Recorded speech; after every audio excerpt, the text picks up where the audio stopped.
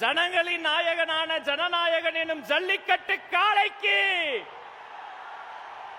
மதுரை மக்கள் தரும் ஜல்லிக்கட்டு காளை நினைவு பரிசு.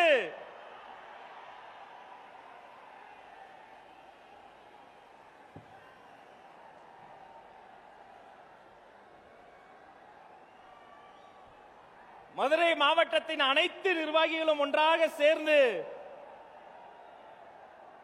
இந்த விழா வீரனுக்கு, எங்கள் அண்ணனுக்கு,